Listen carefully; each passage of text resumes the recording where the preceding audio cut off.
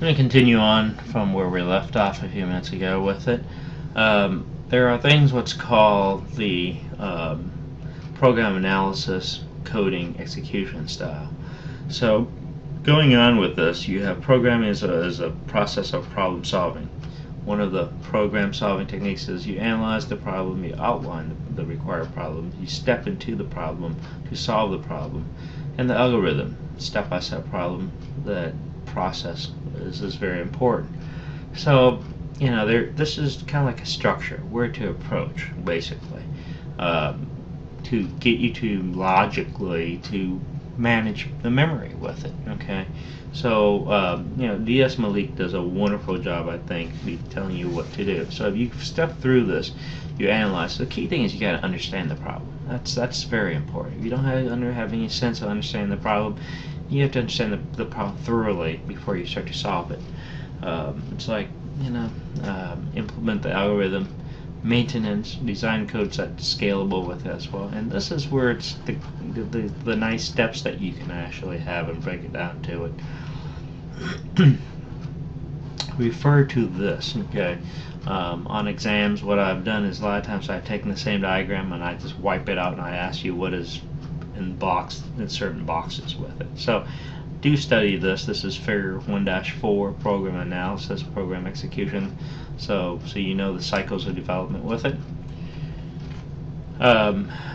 Basically, what you're doing is you're dividing complex problem into smaller problems. Divide and conquer. That's all you're doing. Okay. So you go in, you divide a lot of problems with it, sub-problems, so you can actually make the task a lot easier with it as well. Once again, there's equivalent code in high level when you compile what's going on. You're taking high level program languages such as C++, you're actually taking it down to lower level programming with it as well.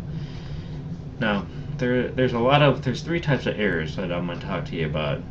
One is syntax errors. At this point in the game, syntax errors are pretty popular with what you're doing. The second type of errors are like logical errors, things that you tell the computer to do and it does it. It's a workflow. You didn't think it through. The computer doesn't know. It only did what you asked it to do.